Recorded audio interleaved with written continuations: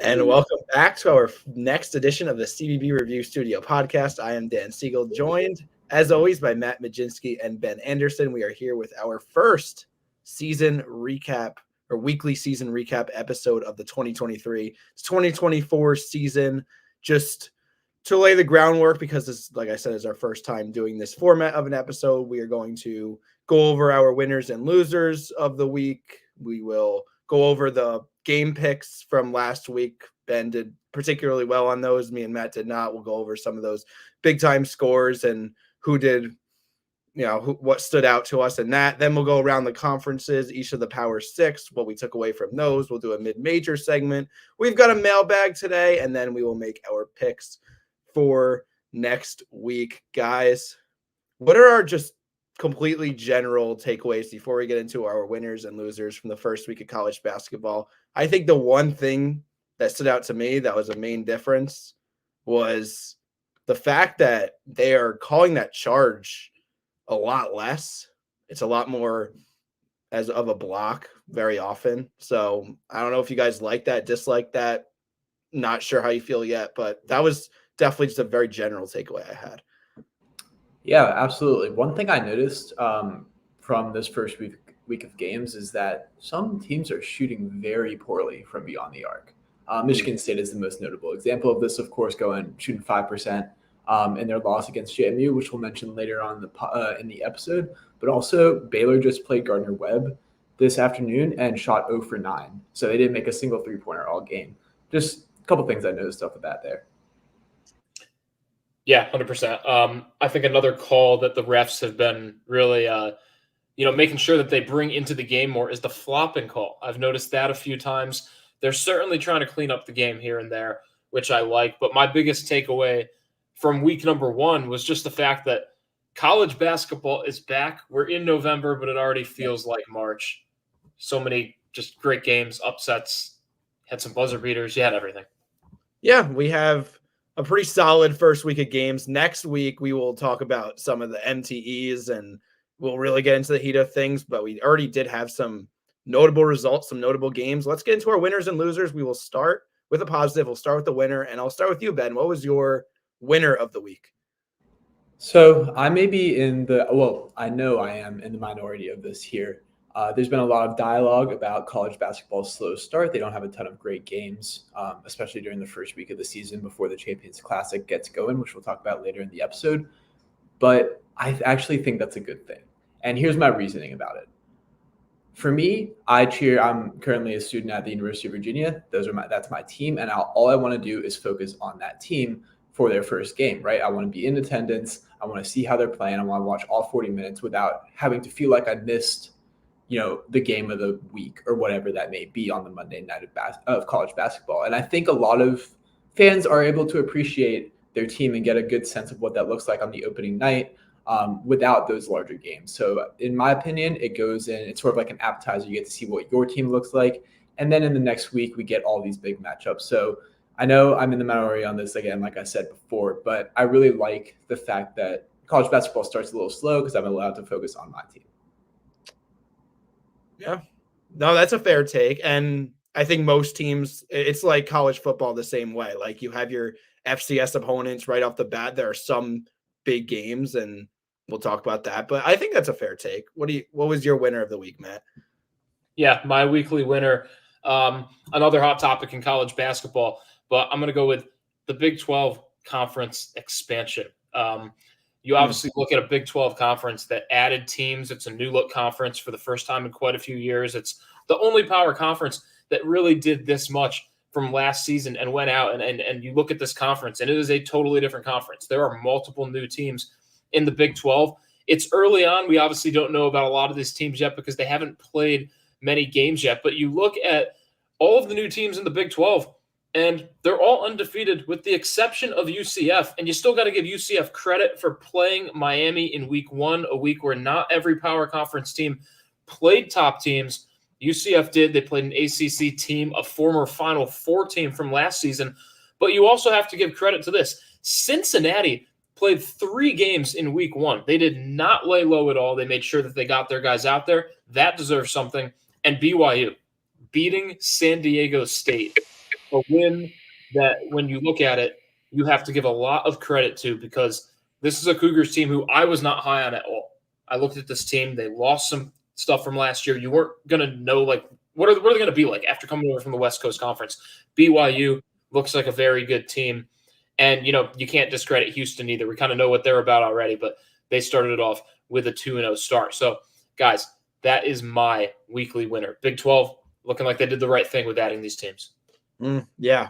The rich get richer, in other words. And we'll talk about one team in particular that not really looking good for them right now. That's what I'm going to talk about in around the conferences, but pretty much every other team in the conferences in the conference looks great.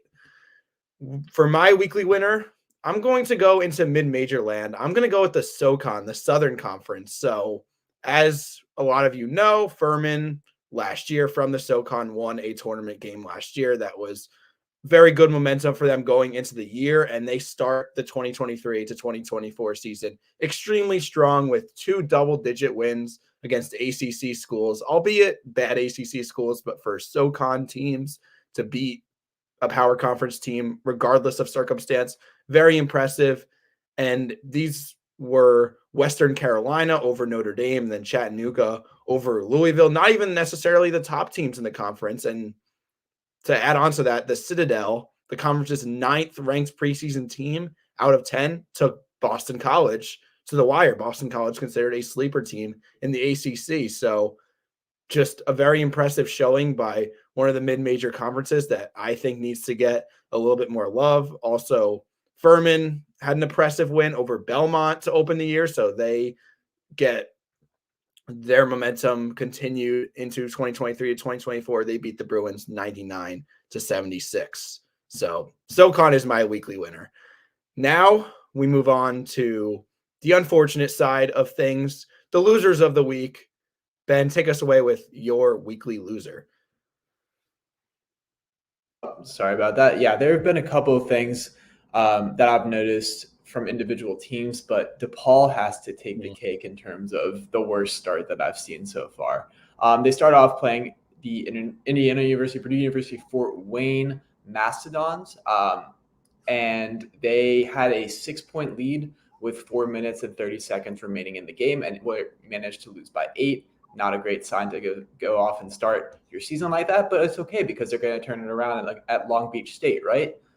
Not exactly, right? They led for only about 2 minutes of the entire game. Long Beach State was able to hold the lead for the entire second half, never felt really super in doubt, and Tony Stubblefield and company are starting off 0-2. Not a great look for what seems to be the last place team yet again in the Big East.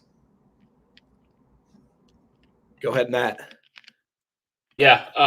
First off, you hit it right on the nail there. DePaul, like a few of the bottom feeders in college basketball last year and over the past few years, obviously haven't figured it out from last offseason to this offseason. We go from DePaul to a former Big East player, Arthur Kaluma.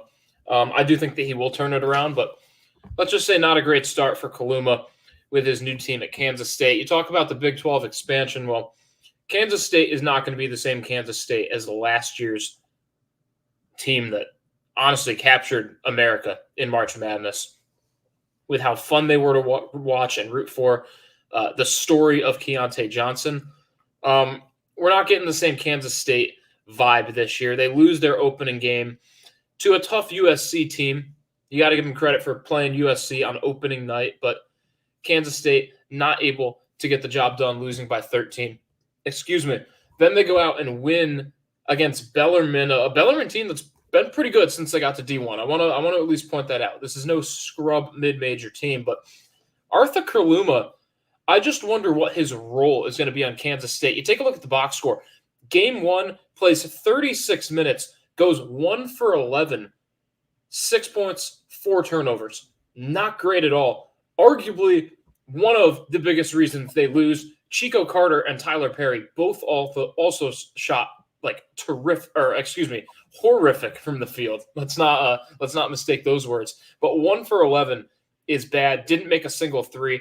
Arthur Kaluma, not a good debut with his Wildcats team.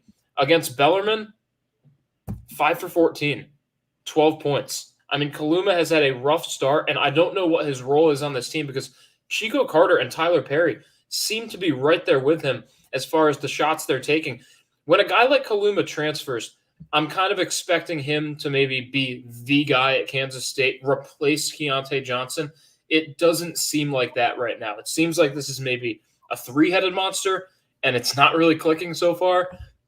That's going to happen in the transfer portal. Not every situation is greener on the other side. Again, give him time. He's a talented player, one of the best players in the transfer portal. I'm sure that he's not going to do that all season. But to start the season shooting 6 for 25 for 18 points in 2 games, yeah, he's my weekly loser. All right, fair enough. And then my weekly loser, I'm going to go with a specific group of students that have a pretty strong reputation around college basketball. A lot of people love them. A lot of people hate them. But I'm going to go with the Cameron Crazies, the Duke student section, which, as we will discuss in a second, Duke lost a hard-fought game to Arizona last Friday night by a score of 78-73. But really what the reasoning for them being my weekly loser is because of Caleb Love. And that was the big storyline surrounding that Duke-Arizona game, the former North Carolina Tar Heel, who had that famous shot over Mark Williams in the Final Four. He was on Arizona. Love did not play a phenomenal game. He played a pretty typical Caleb Love game. But just afterwards, Love saying those words, the student section getting the last laugh, Duke student section, just not a great feeling for them right now. So that's going to be my weekly loser. The Cameron Crazies. You know, when you're that well known, you go down hard and you go up pretty big too. But that's, in this case, they went down pretty hard with that loss to Caleb Love and Arizona. So let's talk about, we've already talked about a few of these in our winner loser segments, but let's move on to the game picks that we made last week and some of the final results from those games. So as you could see for those standings, Ben did very well at 5-2. Me and Matt not so good at 2-5. I'm sure it'll balance out in the long run, but not a great start for us, Matt. Where do we want to talk about in terms of games, or where do we want to go first? We could elaborate on Duke Arizona now that I already brought that up. From the Arizona side, just a very impressive win for them. I don't think it was the best played game for either side, but all 5 Wildcat starters in double digits. While this game doesn't drastically change my opinion of Duke, it does kind of make me feel a little bit better about my personal Arizona preseason ranking of the top 10. I was a little skeptical about it, but I think it's really impressive to go out and beat Duke on the road in the beginning of the season where Duke is usually really good. Yeah, absolutely. One thing to note here on Duke's side is that they only got 5 points of bench production. I'm wondering what that might look like going forward. This is a young team, at least on the bench. I'm sure they're going to find their ways.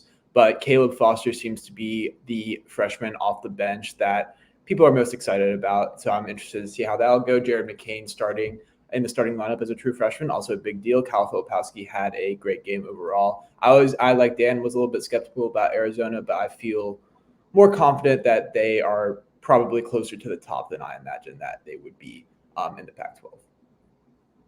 Yeah, and just a second, what you guys kind of said about, Arizona and Duke is an Arizona team that, we kind of know that Duke's going to be good. I don't think that this loss means much for Duke because it's against a good team. We weren't as sure about Arizona. Clearly, Arizona deserves to be there. They were my preseason pick to win the Pac-12, and they have, shown that they are capable of doing that, even though it's still early. Yeah, other notable games. I think there's 2 more that I want to go on in depth, and the rest will just give a quick mention. But USC 82, Kansas State 69. This was the first night of the season, Monday night. Boogie Ellis showed he's already a legitimate superstar. 24 points in this one. Kansas State did not have really that dominant big that could challenge the relatively weak, the relatively compromised USC front court that I talked about. And they still were able to grab 19 offensive rebounds in the game. But nonetheless, an impressive win for USC. it was a lot more of an entertaining game, in my opinion, than the Duke Arizona game. And really it just came down to the USC guards outplaying the Kansas State guards. Yeah, absolutely. Isaiah Collier, I mean, he looks the part, right? It's always tough to come in and play D1 basketball at a high level, especially as a point guard where you're expected to handle the ball as much as Collier did. But he really impressed me overall, and I'm really interested to see what this USC team looks like going forward as they get a couple of pieces back from injury as well. So definitely a team to look out for in February for sure. Yeah, and I guess I'll talk a little bit about the St. Mary's New Mexico game, a game that Jalen House did not play in for New Mexico. So you wonder if he plays, if that's a little different. But New Mexico was a team that a lot of us were high on. I know I was, and I'm still going to back them. I think that they have a lot of talent, but they took a lot of unwarranted shots in that game. St. Mary's has experience, has defense. Randy Bennett has something going there. They are legit this year. I think the Gales are a team we need to take seriously.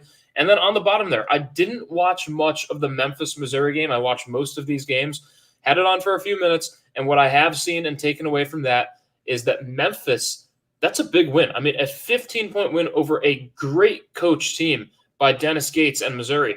I think we need to look at that a little bit more. Just meaning like it might not be a win over a top 25 team, but there's some stock in that, a 15-point win over Missouri. Yeah, I do really worry about Missouri's offense, honestly, in the SEC. They didn't show a lot here. Caleb Grill, just 2 of 11 from the field. But yeah, a solid win for Memphis. I still need a lot more of a sample size on Memphis to really make a major opinion on them, but definitely a good start for them. And then I also want to talk about Baylor and Auburn, that Tuesday night game, because I was just very impressed by Baylor in their 88 to 82 win over the Tigers. Not really much to say about Auburn. That's fine for a loss for them, but Jacoby Walter, just legit true freshman, 28 points. Ray J. Dennis probably has to clean up the turnovers, but the fact they scored 15 is pretty encouraging.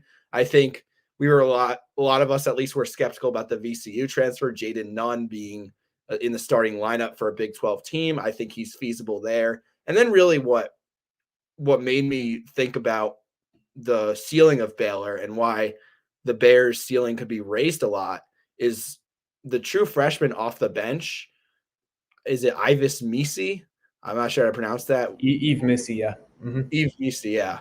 I mean, a freak athlete at 7 foot, like that. Those are the guys that elevate the ceiling of your offense, and that's why I think Baylor could be a lot closer to what they were last year than we think, or we thought. Yeah, and just to touch on the 2 games we didn't mention before, Tennessee can score now, which is great. I think they're going to be a pretty dangerous team going into the SEC. Dalton Connect, taking him up from Northern Colorado was huge for them. They had 24 points in the game. Then finally, Virginia won a nice neutral court game against Florida. Blake Buchanan is the story here, finished with 18 points as a true freshman in only his 2nd game in Tony Bennett's system. This will be pretty big as the Hoos do not have a ton of size up front, so he'll need to play a lot of teams that have those bigger players like Filipowski or Baycott or the other bigs that they're going to see in the ACC. And clearly, Ben, winner of the week, going 5-2. Dan and I, hopefully better next week. We definitely got to pick that up. Let's go around the conferences, though. So we are going to go through the 6 power conferences real quick on each one, a couple minutes. And Ben, you're going to introduce the first one. Just what do you want to talk about? The floor is open, basically. Just give us a topic you want to talk about. We'll start with the ACC. Yeah, absolutely. I wanted to first give a shout out to Pitt's freshman stud, Carlton Carrington. Imagine opening up your college career as a true freshman with a triple-double. That's super impressive, no matter the level of competition that Pitt had played in their opening bye game. Finished with 18 points, 10 rebounds, and 10 assists. He should be a great addition to the ACC and to Pitt specifically. I think people are a little bit low on Pitt. Maybe they aren't paying a ton of attention to what Jeff Capel's doing over in that city, but I'm really excited to see how they perform when we get to some better competition here. On the flip side, we do have to talk about the bottom of the conference here as well. We're going to get to Virginia Tech later in the show, actually, but there are 4 total teams with a loss in their first 2 games. Wake Forest did lose a close one to Georgia. Not super worried about that one. I think Georgia's a little bit better than we looked at when we saw them against Oregon. And I think that it's not the end of the world for a loss. However, the other two teams, I'm a little bit worried about, right? Notre Dame, Michael Shrewsbury in his first year as head coach, they lost to Holy Cross, ranked in the 300s in Ken Palm and Torvik.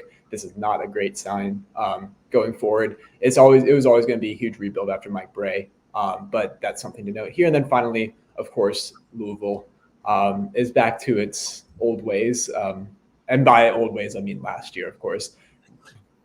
Squeaked out a 1-point win over UMBC in an odd ending. I'm not sure how many of you guys saw that, but it was just a strange game overall, and then proceeded to lose by double digits to UT Chattanooga. What are we going to do about this, right? I'm not sure what Kenny Payne is going through right now and what that team's going through right now, but he's definitely on the hot seat, and it'll be interesting to see how this season plays out. Yeah, I don't know. Louisville could be worse than last year. Like, I don't know. Maybe there's upside with the youngsters, but I don't know. Like that, I don't see it really being much different. I don't see Kenny Payne lasting unless things drastically turn around, which I just don't see happening. So, Matt, you got us with the Big Ten today. Tell me about what you think about that conference in the first week. I do. I think that the Big Ten is solid up top. A couple teams did impress me, Michigan being one of them.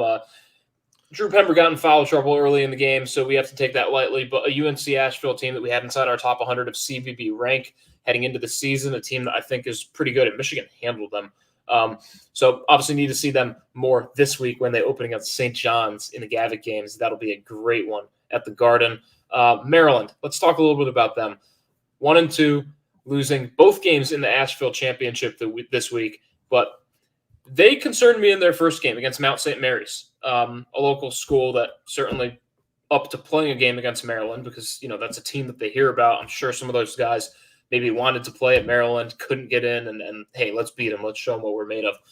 Mount St. Mary's guys had 7 assists in that game. I want to hear from both of you. Is 7 assists good in a game? No. Total? No. Yeah, 7 total. 7 assists from a player is pretty good. But 7 assists from a player. Yeah, Mount St. Mary's had 7 assists as a team. Maryland had 6 assists as a team against Mount St. Mary's. Yeah. That's concerning. I'm glad I didn't watch that game then. No, I'm glad too. But that box score, I mean, that is not good. And it carried over through 3 games. Maryland as a team only averaging 9.5 assists. So it didn't get much better in their losses. The one today coming to UAB. I'm not sure what Maryland is going to do, but Kevin Willard, year 2, not starting out great right there. Let's talk obviously a little bit about Michigan State too. I'm sure we will get to it later, but a team overall that I'm not going to talk about JMU right now because I know we'll talk about this more as this episode goes on. But against Butler this week, let's see how Michigan State rebounds. Everyone knows what happened in their loss. Let's see how they come back from that against a Big East team in Butler that came away with 2 pretty big wins this week. And final team, real quick, Northwestern, 2-0, but it hasn't been pretty. 11-point win over Binghamton, 5-point win over Dayton. Boo Buie is a star. We've known this. He's still in college basketball. He was at Northwestern when I was a senior at Seton Hall. I have since been out of college I guess he's only been in college 4 years. It just seems like longer. But I'm looking to see what he can do with this Northwestern team because concerning, Binghamton hasn't been great recently. Only 11 over them. I mean, they were in that game. It was a close game for a while. And again, Dayton, solid team, but 2 close wins for Northwestern. Thought they'd be a little bit better this year. Fair enough. Moving into the Big 12, I'll take this one. And we already talked about Baylor a lot. Matt, you talked about the new teams coming into the Big 12. So I don't want to make this I don't want to give the impression that I'm down on the Big 12 because 13 or how many teams are there now? Is it 14? 16? However many teams 14. there are.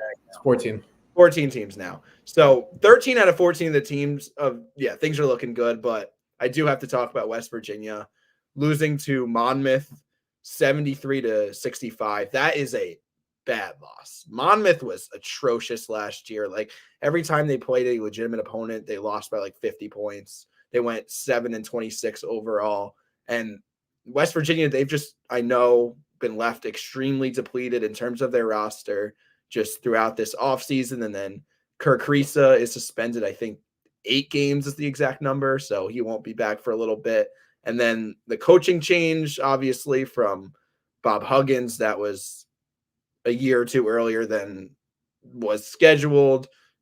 But here's what I'm saying about West Virginia. Since the rest of the Big 12 looks so good, it could get really ugly. I'm talking like 2022 to 23 Louisville, 2022 to 23 Cal level of ugly in terms of West Virginia in the Big 12 this year. They got to win some of their non-con games. I think they got SNU coming up. Like that's a losable game that they got to win to get something in the W column.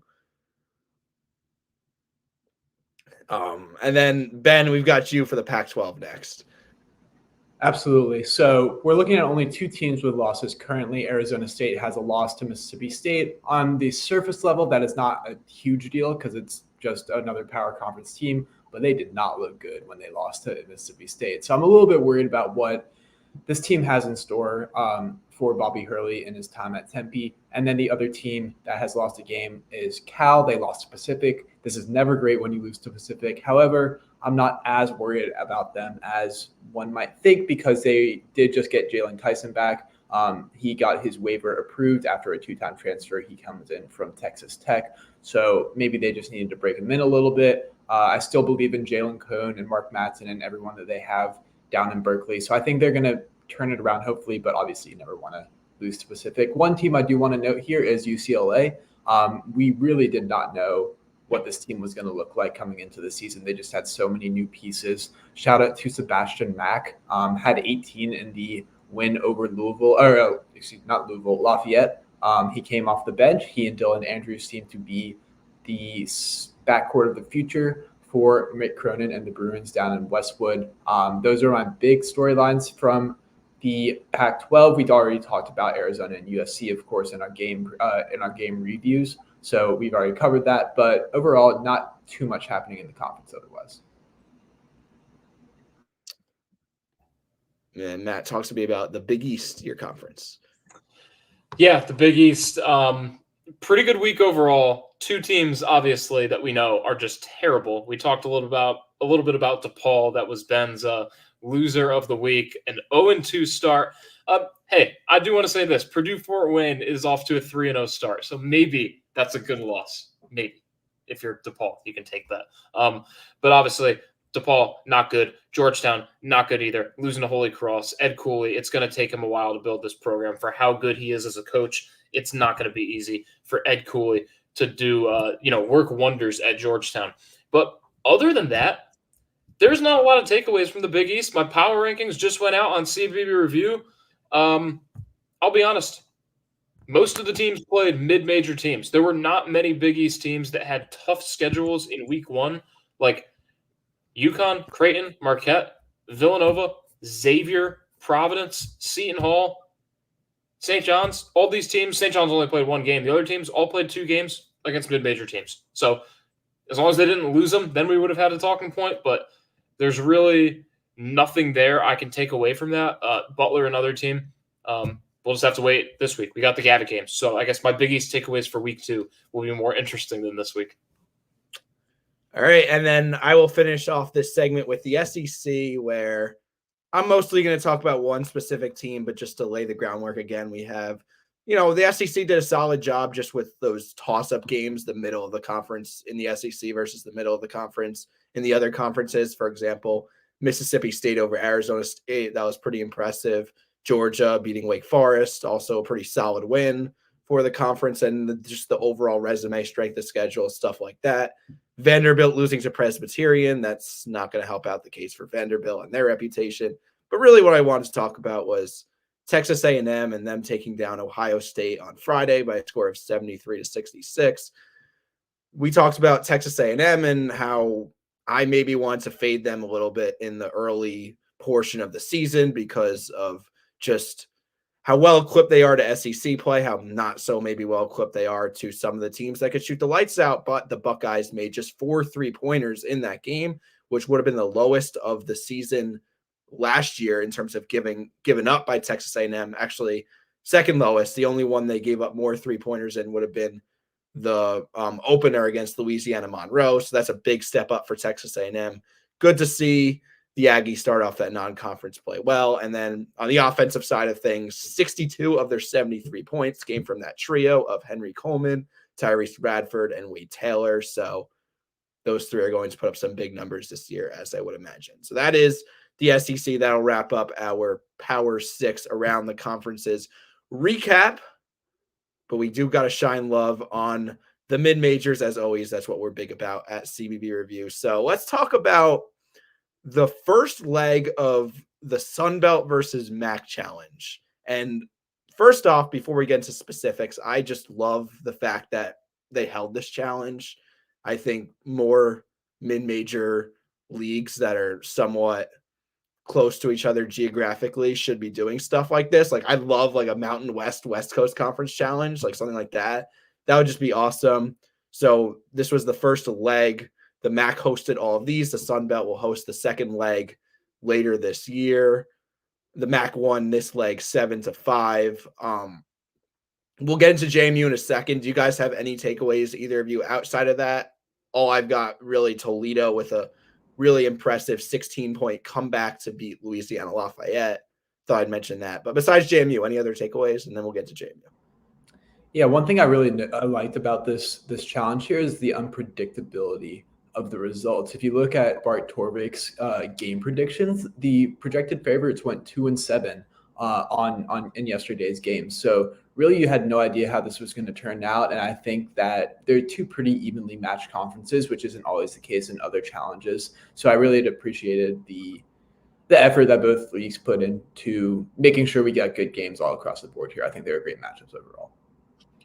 Yeah, I want to highlight two teams that pulled away with good wins. Let's look at Ohio beating Troy by 18, a Troy team that stuck in there and almost beat Oregon State. I know Oregon State isn't this great power conference team, but when you can compete with a Pac-12 team, that certainly shows what you are capable of. And again, Troy losing by 18 to Ohio. And then Akron, after beating South Dakota State by 6 on the road, winning by 18 over Southern Miss. Akron is looking like a team out of the MAC that we need to pay more attention to. Akron, I think, if I had to put money on it right now, if I had to say what team out of the MAC would I pick, I might go with Akron because they have started the season and they have shown what they're capable of. 2 great wins. Okay. I'm not sure. I was impressed personally with Toledo. I think the MAC just like the top 3 to 5 teams is just a lot better than people realize. I know they don't always get like a ton in the NCAA tournament. They're usually a multi-bid league, but they rack up the NIT teams for sure, and they do well in that. So that's worth noting. But yeah, I think when we're talking about the Sun Belt, we got to give JMU their flowers. First off, they beat number 4 Michigan State in, probably the most notable upset definitely the most notable upset in the beginning of the season, the first week. And then they also beat Kent State in a miracle fashion a couple of days later. Just to recap, Kent State was up 5 with I think maybe 5 seconds left, and James Madison was inbounding the ball. They throw a 3/4 of the court pass that's just caught, and then a miracle 3-point shot just heaved up there. It goes in, and then Kent State just has to, ice the game. They got a couple seconds to run out. They get an offensive foul before the inbounds pass even goes in. JMU with a wide open layup off the inbounds pass. It was an incredible collapse by Kent State. Game goes into overtime. Game goes into double overtime. James Madison wins. So that's just another impressive win. And then to cap that off, they put up 107 against Howard today. Just James Madison, I think, is becoming this mid-major darling of the year. We had them 95th in CBB rank. Probably want to move them a little bit higher now.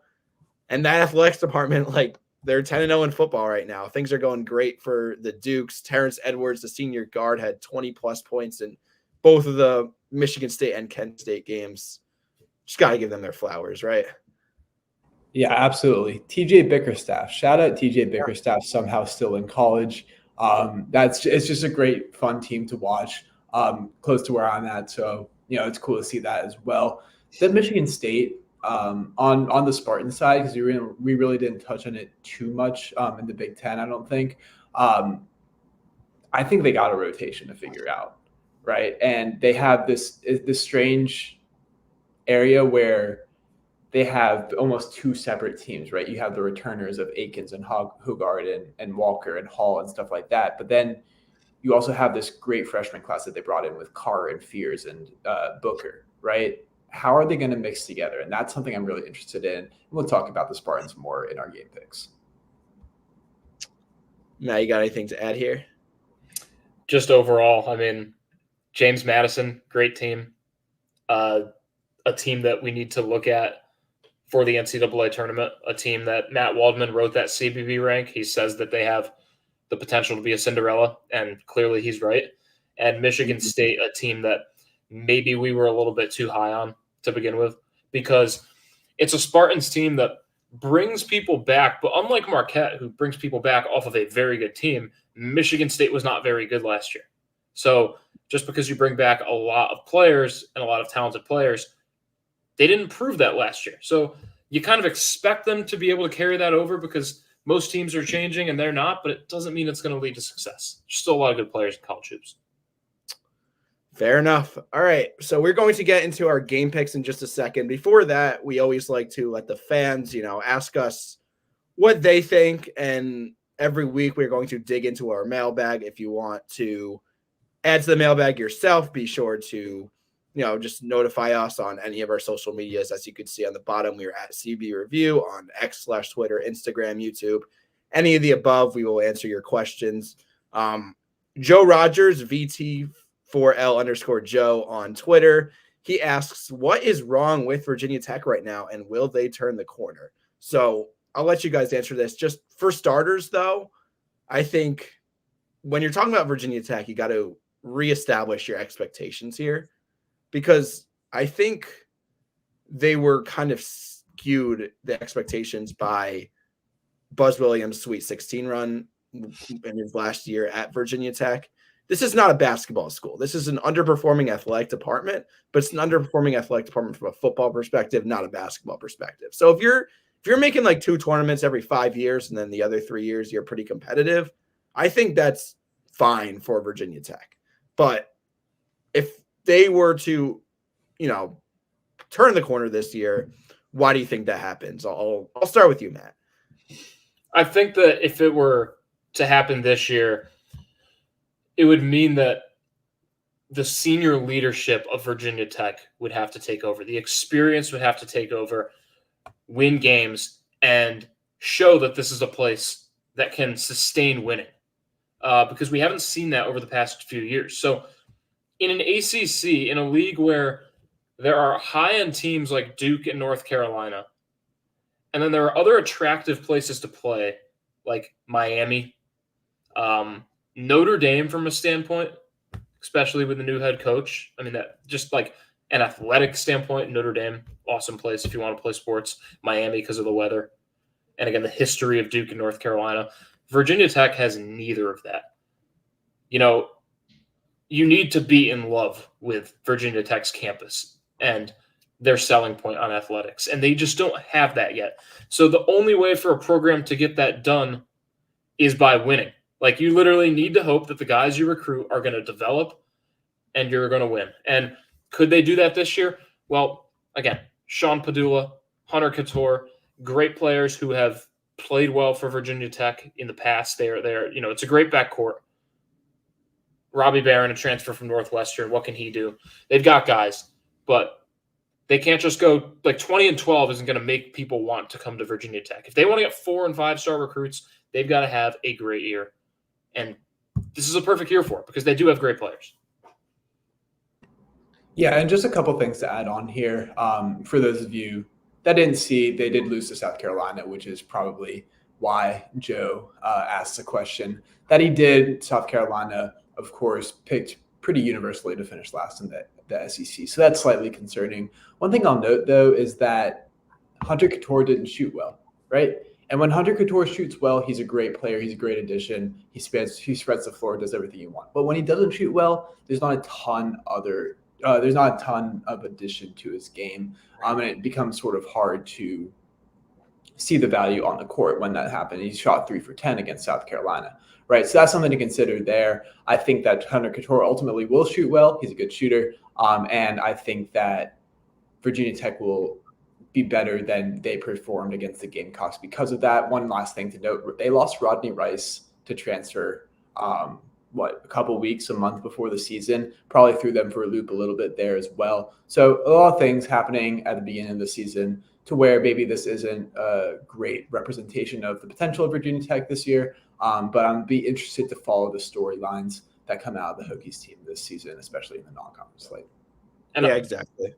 I want to say one quick thing real quick is the rebounding battle, because I didn't look at this. This wasn't a game that I followed, so I'm just going off my knowledge of Virginia Tech and looking at the box score. But 23 rebounds. Both teams shot at least 50% or better from the field, though, so that means that rebounds aren't going to come often, so they mean more. So losing a rebound battle where there aren't many rebounds to begin with by 7, that's a concern. You've got to value rebounds if the shots are falling in like that.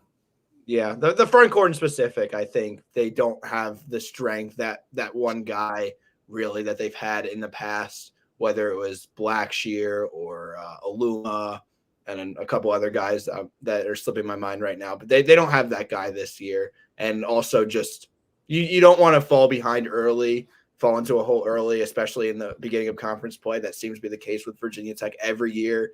They start like 2-7 and then they start winning games. But is it too late now? So that's something to keep conscious of as well. Let's transition into week 2 of college basketball. We've got a bunch of good games. The MTEs are starting. Let's get into our game picks of the week. Maybe listen to Ben more this time because Ben just did so much better than us last week. But we're all going to go. Let's start with Michigan and St. John's. This one at Madison Square Garden. Love that St. John's are playing these games at MSG. It's great. This is on Monday. Matt, what do you think? Well, if Rick Pitino had the pitch that he did to get Joel Soriano to come back, and the game that Soriano had against Stony Brook, where it looks like he is ready to dominate for this St. John's team, 22 points, 11 rebounds, couple of blocks in there against the Michigan team that loses Hunter Dickinson to Kansas. We all know the story there. I think that Soriano and the rest of his new teammates are going to win this game, and the Rick Pitino era is going to officially get going against Michigan with this game. Also want to know the date, not Monday, November 3rd, Monday, November 12th, 13th. 13th. Yeah, I am in agreement with Matt here. I know that Michigan has looked great over these first 2 games. There's been really positive reports coming out of Ann Arbor of the potential of this team. But like Matt said, Rick Pitino, like that, and Soriano, and anyone can go off on the St. John's team. And I don't think Michigan has that same capability. It could be Soriano, it could be Ledlum, it could be Jordan Diggle, the transfer from Penn. It could be Dennis Jenkins, who Pitino brought over with him from Iona. They just have so many weapons to where I think that they might just overpower the Wolverines. Give me the Johnnies and MSG. Yeah, I'm going to go clean across the board. St. John's here, I think. Same reasons. I apologize for the Michigan upset pick because you guys clearly proved me wrong, but I'm still fading you guys and going St. John's. Next up, game 2, we've got Duke and Michigan State. I think this is game 1 of a doubleheader on ESPN that Tuesday night. That'll just be phenomenal. I'm going to go with Duke. Both teams need a bounce back for sure, but I still like Duke as a safer pick. We know what we're getting out of Filipowski. We know we're going to get good guard play. I feel like Michigan State has too many question marks, and man, that team's got to start shooting the ball better before I pick them to win a big game like this. Yeah, I'm going to go with Duke in this game. It's really not even based off of the Michigan State loss to JMU because I think Michigan State will bounce back ultimately at some point. I know what I said a little bit ago about them being maybe a little bit overrated, but they're still a good team. They are still a top-tier team in the Big Ten. I just don't think they are the team in the Big Ten. But Duke, I still believe, is the team in the ACC and will bounce back over their loss to a good Arizona team. Duke wins this one in Chicago. Yeah, I don't know how the college game day curse is going to treat us with these first 2 picks, but I think we're going to have to go clean across the board again. I'm going to ride with the Blue Devils, even though they took the loss. I still think they have all the potential in the world. I liked what I saw from Filipowski. I'm not sure who's guarding him on the Spartans side, and I just think that they're just going to overpower Michigan State and take this game 2. All right. And then we got Marquette at Illinois, another game that should be close to a pickup in terms of spread. I guess. Bet, is this an official spread or is this a projected spread on the? Yeah, the only official spread was Michigan at St. John's. Everything else I pulled from Torvik. Okay, so Illinois by the analytics is projected by a point favorite. What do you guys think? I'll start us off here with Marquette win. The best team in the Big East, Tyler Kolek. So many guys around him, and it makes his life so easy, and he's already so great to begin with. And an Illinois team that I think still has things to figure out. I think the Illinois is a good team. I think they're a tournament team, but Marquette is a Final Four team. They're a team competing for a championship. That's a different level. I know it's on the road for Marquette, but championship teams find ways to win these type of games. All right. I think that I am going to diverge for the first time here. I'm going to choose to go with the Fighting Illini. I really like this Illinois team a lot more than what we've seen in the past couple of years from Brad Underwood. I think Terrence Shannon is a star. And when you're at home in Champaign, I think in an early season matchup like this, they're able to take advantage of the home crowd and really get this big win for the Big Ten, for Illinois. And this doesn't mean that I don't believe in Marquette. This just happens sometimes. This is college basketball. You lose a couple of games, especially on the road, especially early in the season. I'm not worried about Marquette. I just like Illinois in this spot. Okay, well, thanks for not going as chalky as we've gone with the first 2 picks. I'm still going to go Marquette. I've been on the Golden Eagles the entire offseason. I think their continuity in terms of roster construction makes them pretty good of a play early on, so I'm going to go Marquette. Game number 4, we've got Kansas and Kentucky. I'm going to go Kansas in this one. They're my top team, in my opinion, until they are dethroned. Trey Mitchell does complete that Kentucky offense. I worry about his defensive ability, though, in the front court. I think Kansas, specifically Hunter Dickinson, could have his way with a pretty weak defensive Kentucky front court. So I'm going Jayhawks. You're going Jayhawks. I'm going Kentucky. This is a toss-up for me. Kansas probably is the better team right now, but I do think the Kentucky freshmen are going to be really special when it all gets said and done. It was against New Mexico State in game 1, so I don't want to make a lot out of it, but it was a Kentucky team where their 5 freshmen that all played minutes all had great games. They all had at least 7 points. They all made multiple shots from the field. They had chipped in with assists, rebounds, all shot over 45% from the field. So that just says something about this freshman group that they seem to be ready to play. That's not going to happen every game. Certainly might not happen against Kansas, but I just like the way they played. I'm not entirely sold in Kansas yet. They have to sell me more. I'm with Dan on this one. I think that the Jayhawks this early in the season are just too much of a better team at this point. Now, if you ask me if this game was played in February, I might lean towards Matt's side and take the Wildcats. But at this point, I know more about Kansas, and especially with the injuries to players like Aaron Bradshaw for Kentucky, I worry a little about their front court depth. So I'm going to go with the Jayhawks here in this spot. All right, game number 5, we got Iowa going to Creighton. Thoughts on this one? Yeah, I'll go ahead and take this one first. I like the Blue Jays in this scenario. Their offense has been electric so far, right? They have shooters all across the board and a couple of good big men. Of course, Ryan Kalkbrenner is great, but Frederick King is a solid backup as well. I wanted to give him a shout out for how he played over the first 2 games. It'll be interesting to see the matchups that this creates. I think they have a lot of similar players, these 2 teams, right?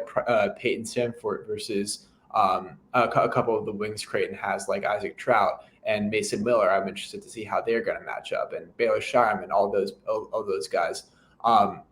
I think Iowa is a little bit better than we're giving them credit for, but in this position, it's hard not to take the Blue Jays. Yeah, I just think this is like kind of like the one game, and it's a 10.5 point line there for a reason. I mean, this is a Creighton team that also has Final Four written all over them if they play well and if they are able to live up to the lofty expectations that a lot of people say they can be this year. Iowa, a team that is at the bottom half of the Big Ten. This is a very uneven Gavitt Games matchup, and Creighton will win this game. Yeah, I've got Creighton too. I think 10.5 is a little bit large. I don't know if that'll actually be the actual spread. If it is, I might consider going Iowa spread with my betting pick, but I'm going Creighton outright. And then our mid-major game of the week will consist of St. Mary's once again. We've got St. Mary's neutral site against San Diego State, and I genuinely might have picked this differently last week. I probably honestly would have gone San Diego State. But the Aztecs, not only did they lose to BYU, right? Like that's fine, you lose to BYU. That's not horrendous at all. But I genuinely thought they did not look as good as I expected. I thought they got outplayed by BYU. Meanwhile, St. Mary's in the New Mexico game, Aiden Mahaney came out really impressive. I think he scored 26, and I was kind of worried about Aiden Mahaney in big games based on his track record in his freshman year. He stepped up to the task in week 1 in game 1. So I'm going to go St. Mary Gales. Well, do you want me to take it or you, Ben? You go ahead. You've seen me looking down at my phone a little bit, and that's because I handle graphics sometimes for our page. And we are in the process of putting out an upset graphic because Weber State leads by 3 over St. Mary's with 2 seconds to go. Whoa. Now it makes me re-guess things because I was going to go St. Mary's for sure.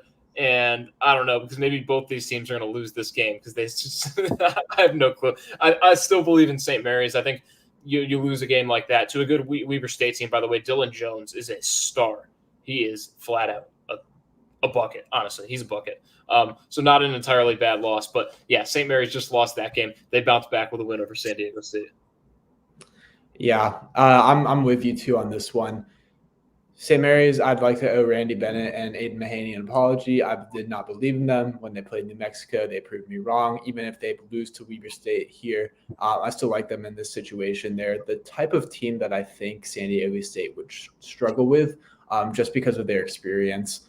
They can't grind them out as easily. The Aztecs can't grind the Gales out as easily as they can some other teams. So that's something to consider here as well. Give me the Gales to win in this matchup. And then the final game we're going to pick this week, we are going to go to next Sunday. We got UConn playing Indiana. I think I'm going to be – this is at MSG, right? Yep. This one? Yeah, so I will probably be there Monday, potentially Sunday, but I think I'm going to see a UConn victory. Not to say the Huskies are not vulnerable, but I was questionable about Indiana's offense going in. They have not really shown much so far to refute that. I'm not sure what happened today against Army, but I know in the first half they were kind of meh offensively, so I'm going UConn.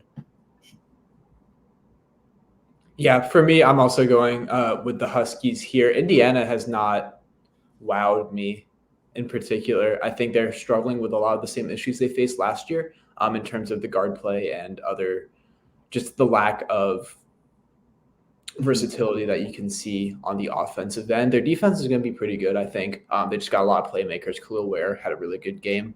They just beat Army today, and he had, I believe, 20 points, maybe 10 boards, something like that. So he looked really good there, but the Huskies are just too powerful. The guards are too good. Give me UConn to win in the Northeast. Yeah, UConn's home away from home. Indiana, I don't even know if they could win at home at this point because they haven't looked good this season early on. It's one thing to lose guys like Adama Sanogo and Jordan Hawkins if you can replace them with great talent. Indiana could not do that with Trace Jackson Davis and Jalen Hood-Schifino. They're kind of in a rebuilding mode, trying to figure out what type of talent they have. UConn seems to have already gotten past the key players on their national championship team. Tristan Newton off to a scorching hot start. Stephen Castle looks pretty good. He's a 5-star recruit that is already playing like he's been in college for like 2 years. UConn's going to win this game by at least 5, probably more like 10 in my eyes. Okay. And then we were a little bit chalky. We had a lot of agreement. I think 4 or 5 of these games we all agreed on. in terms of the game picks. So let's have a little fun with it. Let's go with our upset picks like we do every week. For me, I'm going to go – I don't even know what the spread will be on this game. Maybe the spread will be like single digits, like 6-5 points. But I think in terms of conference dynamic, it definitely qualifies as an upset. I'm going with UMass Lowell over Georgia Tech. On Tuesday night, UMass Lowell had a breakout year last year. They competed well against their one power conference foe, I believe, in Rutgers.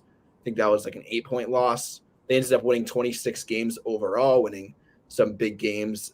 I know I saw them go into UMass Amherst, the flagship campus, my own campus, and beat us there. So I think they could be a really good team this year in the America East. Never going to pick against Vermont to win that conference, but nonetheless, I think they go and beat Georgia Tech. Abdul Kareem Koulibaly has played he's played at the power conference level. He is their guy. They also have this 5'11" point guard, Ayande Hakeem, who has been very impressive so far. And then Georgia Tech on their side, they're a little bit vulnerable year one under Damon Stoudemire. I think he'll do good things with that program once he has a couple of recruiting classes under his belt, but they almost lost to Howard last week. They're pretty vulnerable. UMass Lowell over Georgia Tech is my upset pick. Yeah, that's not one I was even considering when I was looking through it. So I'm glad you went outside of the box here. I'm going to the West Coast, and I'm going to take Appalachian State to beat Oregon State. Oregon State, we mentioned before, won a squeaker over Troy, a fellow Sun Belt Conference member, with the Mountaineers there. And when you look at the analytics behind it, Troy is a significantly worse team than Appalachian State. However, Mountaineers did lose to Northern Illinois by 13, which may give me a little bit of a pause this past week. But ultimately, I do think that Oregon State still is in this real slump of a few years. Remains one of the more shocking turns of events ever that they reached the Elite Eight that one year. But this is just sort of another bottom feeder year in the Pac-12 for Wayne Tickle and the Beavers. Give me App State to win on the road. I have a top 10 team going down this week. I think Florida Atlantic loses a game to Bryant, a Bryant team that, albeit it wasn't a D1 school, but they did drop 140 points on Fisher. They can score the basketball. They don't have Jared Grasso as head coach. A lot's going on there, but they've got some good players. They were in there at Rutgers today, only lost by 9 points to a solid Rutgers team. I think Bryant pulls out a pretty big win. I mean, I still don't know what to feel about FAU being ranked 10th in the country because I believe in them. They proved it last year in March. They proved it this year so far with that win in the Barstool Classic, which I know we didn't talk about much, but that was one heck of a show. I think that FAU does lose to Bryant, though, in a high-scoring battle. Yeah, and if that does happen, I think America East is our clear winner of next week, which we will get into next Sunday and every following Sunday for the rest of the regular season at 9 p.m. Eastern time. Be sure to join us live, or you could always catch the replay on YouTube. Here at CBB Review Studio, thank you, everybody, for your support. Thank you for watching. Thank you for listening. We'll see you next time, and take care.